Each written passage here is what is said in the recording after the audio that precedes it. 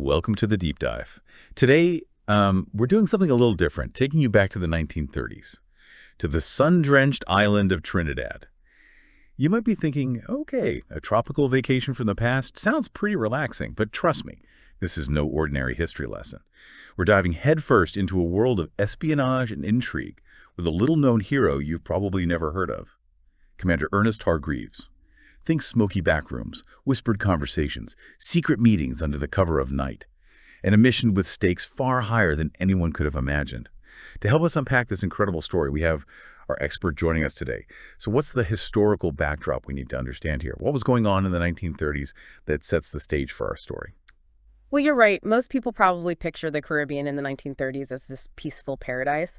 But the reality was far more complex. The world was still grappling with the aftermath of the Great Depression. And at the same time, you had the rise of fascism in Europe casting a shadow over everything. The Caribbean itself was facing its own set of challenges. Right, like those old-timey detective movies set in exotic locations. Turns out truth can be even wilder than fiction. Exactly. And to guide our deep dive today, we're drawing on several sources.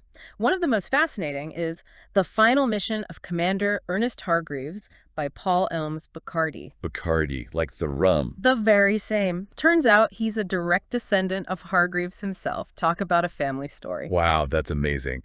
Okay, so let's get to know our main player a little better. Who was Commander Hargreaves? Picture this. It's 1930. Commander Ernest Hargreaves, a seasoned officer in the British Naval Intelligence, finds himself stationed on HMS Capella, a British destroyer docked in Trinidad. Yeah, I know Trinidad and Tobago are one country today, but back then Trinidad was a British colony, right? You got it.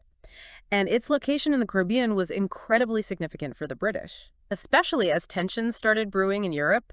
You see, they relied heavily on shipping routes through the Caribbean. It was absolutely vital for them to maintain control and influence in the region. So even though the Caribbean might seem a world away from, say, the rising tensions in Europe, it was actually really important strategically. Exactly. And that's where Hargreaves comes in. He starts picking up on some suspicious activity, rumors of foreign agents, coded messages, that kind of thing.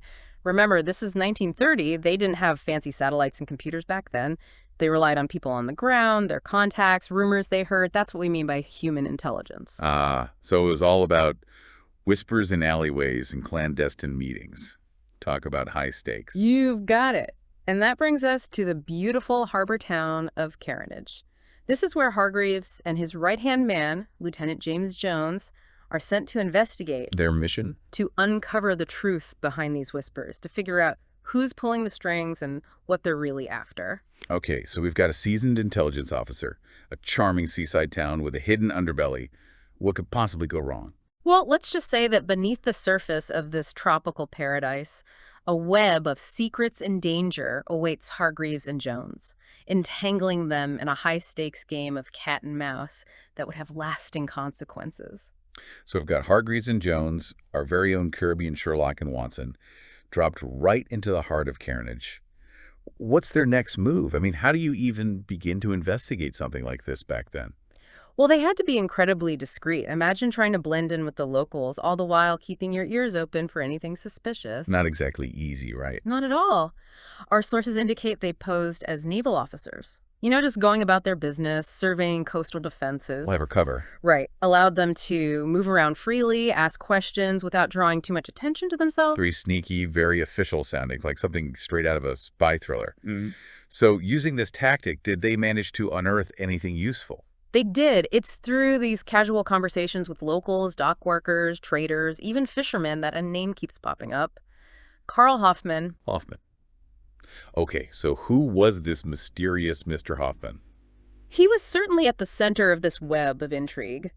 On the surface, Carl Hoffman was a German businessman, seemingly legitimate, involved in import-export shipping in South America. But British intelligence suspected he was playing a far more dangerous game. Okay, now remember what we said earlier about the historical context. The Great Depression, the rise of fascism, the increasing global tensions. This is where those seemingly distant events start to cast a long shadow over our story in the Caribbean. That's exactly right. You see, British intelligence believed Hoffman was actually gathering intelligence. on British naval movements in the region and sending it back to Germany. Whoa, so not just a businessman then. We're talking potential espionage here. Exactly. Remember, this is 1930. Hitler wasn't in power yet, but the Nazi Party was gaining influence, and they were very interested in expanding Germany's reach, even to places like the Caribbean. So Hargreaves and Jones find themselves facing a much bigger threat than they could have ever imagined. Did they have any leads on how to stop Hoffman? They did catch a lucky break.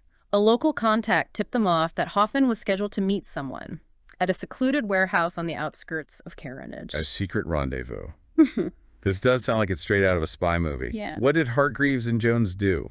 They knew it was a risk, but they decided to stake out the warehouse, hoping to catch Hoffman red-handed. A daring midnight raid. Yeah. So did they manage to capture Hoffman? Unfortunately, that's not how the story unfolds. The element of surprise, it seems, wasn't on their side. Hargreaves and Jones walked straight into an ambush. Oh, They were heavily outnumbered and outgunned. this can't be good. It was a tragic turn of events. Lieutenant Jones was fatally wounded in the firefight. This is heartbreaking. And Hargreaves, although he put up a valiant fight, was also killed. What a devastating loss. It's a sobering reminder of the risks these individuals took in service to their country, often facing danger head-on in the shadows. Their stories often go untold, their sacrifices unrecognized. It really is. You know, what makes it even more poignant is that even though they lost their lives that night, their dedication, their bravery, it did make a difference. So even though Hoffman got away, their efforts weren't completely in vain. How so? How did their sacrifice impact the bigger picture? Well, even in their final days, Hargreaves and Jones had managed to gather some crucial intelligence on Hoffman's network. Think about it.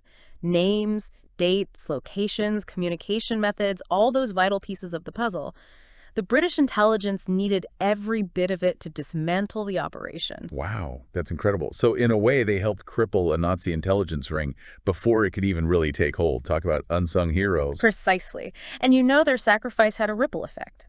By the time World War II erupted nearly a decade later, British naval intelligence in the Caribbean was far more prepared, thanks in no small part to the groundwork laid by officers like Hargreaves and Jones. It really makes you think about how interconnected history really is, doesn't it? Here we have this seemingly isolated event in Trinidad, but it's actually a small piece of a much larger puzzle. The rise of fascism, the shadow of war looming over Europe, and this global struggle for power and influence. It's a stark reminder that events, even those that seem insignificant at the time, can have far-reaching consequences. Who knows what might have happened if Hargreaves and Jones hadn't been there working diligently behind the scenes? It sends chills down your spine just thinking about it. This deep dive has been eye-opening, to say the least. We've gone from the sunny shores of Trinidad to the darkest corners of espionage, all thanks to the bravery of Commander Ernest Hargreaves and Lieutenant James Jones. What a story. Their story reminds us that history is made up of countless individual stories, many of which remain untold. It's up to us to seek them out, to learn from them, and to remember the sacrifices made by those who came before us. So well said. Thank you for joining us on this incredible journey back in time. Until next time, keep exploring, keep questioning, and keep diving deep into the mysteries of the past.